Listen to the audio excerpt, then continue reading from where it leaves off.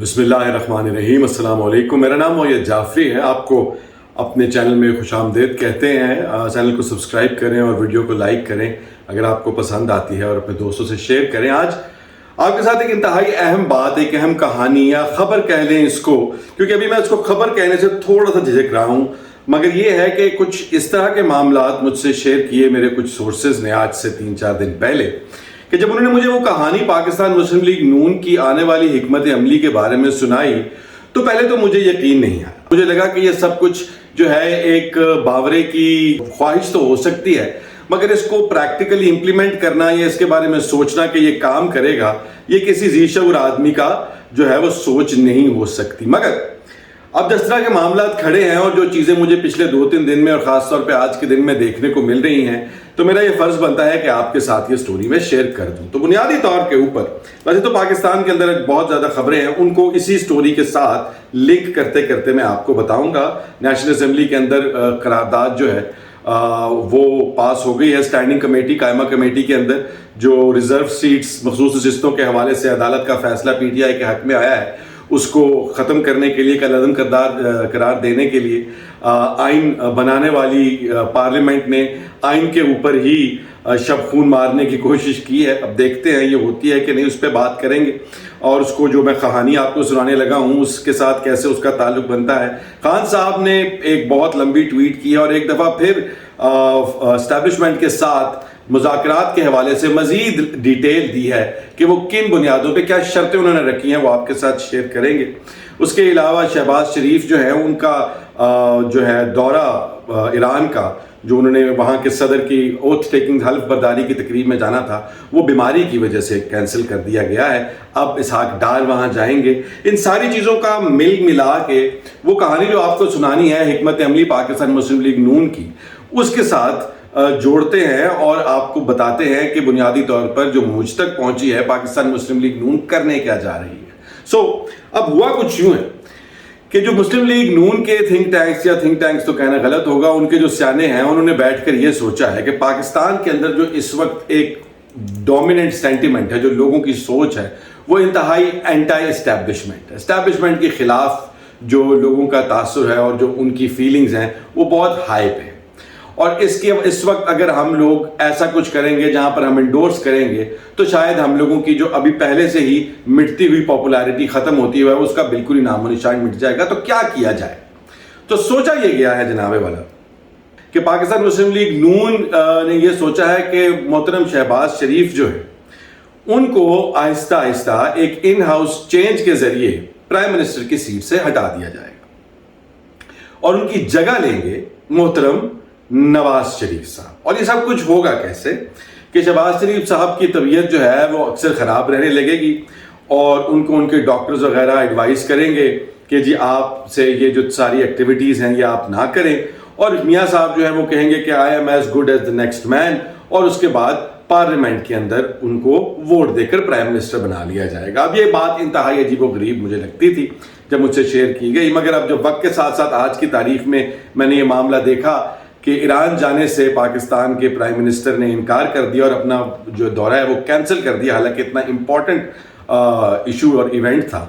اور اس میں دو باتیں سوچ رہے ہیں۔ ایک تو وہ یہ کہہ رہے ہیں کہ شاید امریکہ ناراض ہوگا کہ اسماعیل ہانیہ جو حماس کے لیڈر ہیں وہ آج وہاں پر شہید کیے گئے ہیں، اور ہمارا وزیر اعظم اگر وہاں جائے گا تو شاید اس کو اس کے جنازے کے اندر بھی شرکت کرنی پڑے۔ تو یہ اس طرح کے معاملات ہیں، یا کچھ اور بھی باتیں ہیں، مگر بنیادی بات یہ ہے کہ میاں صاحب جو ہے ان کی طبیعت جو ہے اب ناساز رہنے لگے گی، اور اس کے بعد جب یہ فیصلہ ہو جائے گا کہ بھئی ان کو اپنی صحت کی وجہ سے اس عہدے سے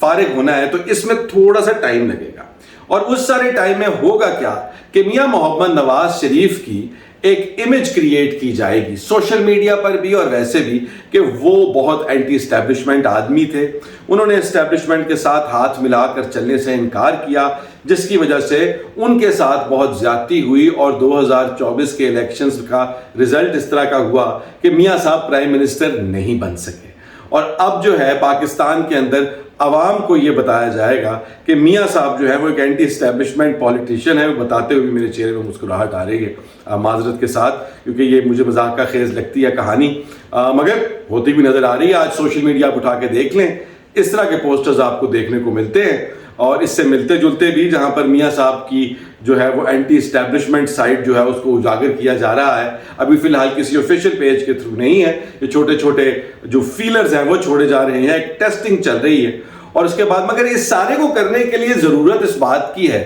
کہ پارلیمنٹ کے اندر پاکستان مسلم لیگ نون کی حکومت کی میجورٹی ہو. اور وہ میجورٹی کیسے آ سکتی ہے؟ وہ میجورٹی تب آ سکتی ہے اگر پاکستان تحریک انصاف کو یہ مخصوص نشستیں نہ ملیں.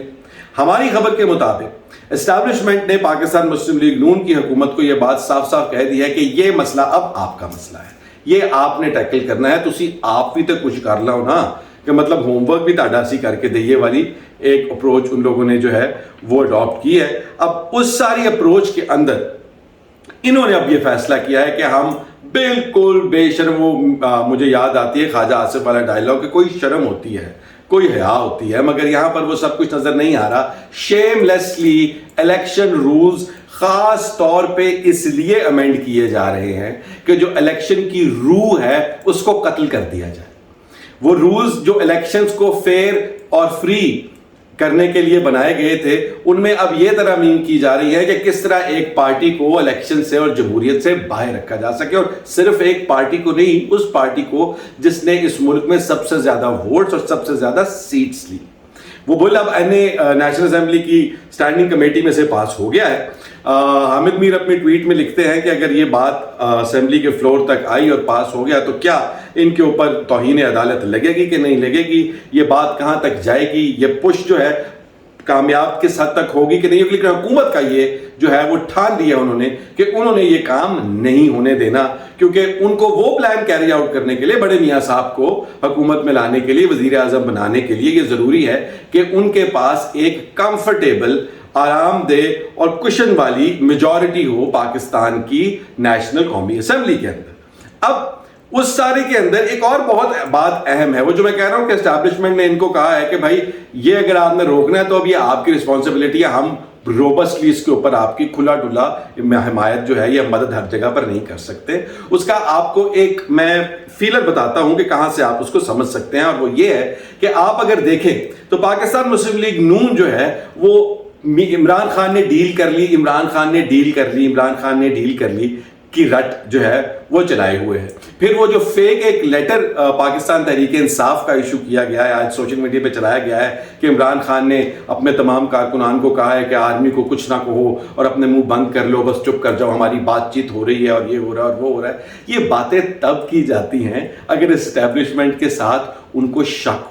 ان کی کمیونیکیشن اتنی سٹرونگ نہ ہو کہ ان کو پتا ہو کہ جی ہاں ڈیل, اگر ان کو یہ پکا پتا ہے کہ کوئی معاملہ خراب نہیں ہے اسٹیبلشمنٹ کے ساتھ ہمارا اور ادھر کوئی بات چیت نہیں ہو رہی, تو ان کو یہ سارا پروپیگنڈا کرنے کی ضرورت ہی نہیں ہے. مگر وہ یہ سارا پروپیگنڈا کر رہے ہیں, جو کہ اس بات کی دلیل ہے کہ ان کی بھی اندر سے کانپیں ٹانگ رہی ہیں اور وہ شور نہیں ہے, وہ پریشان ہیں کہ لگتا ہے کہ ادھر کچھ ہو رہا ہے اور وہ اس چیز کو بھی فیلر چھوڑ رہے ہیں. اب اس سارے کے ساتھ جو آج کی تیسری بڑی خبر ہے کہ خان صاحب نے جو آرمی کے ساتھ بات چیت ہے یا اسٹیبلشمنٹ کے ساتھ جو بات چیت ہے اس میں اپنی شرائط بھی سامنے رکھ دی ہیں. بڑا ڈیٹیل ٹویٹر کے اوپر آج ان کا میسج آیا, اس کی جو مین شرطیں ہیں وہ میں آپ کو بتا دیتا ہوں. ویسے تو انہوں نے بہت ساری باتیں کی ملٹری کے حوالے سے, انہوں نے کہا کہ جی ہم نے کبھی ادارے کو جو ہے ایز اے ہول مکمل طور پر کبھی بھی اس کے خلاف بات نہیں کی. وہی جو میاں صاحب بھی کہتے ہوتے تھے کہ بھی ہم کچھ شخصیات ہیں جن کی حرکتوں کی وجہ سے انہوں نے جو ایکشنز لیے ہمارے خلاف اور جو پاکستان کی جمہوریت کے خلاف اور پولیٹیکل پارٹی PTI کے خلاف, اس کی بنیاد پر ہم کرتے ہیں. مگر وہ وقت آ گیا ہے کہ ان پاکستان تحریک انصاف جو 90%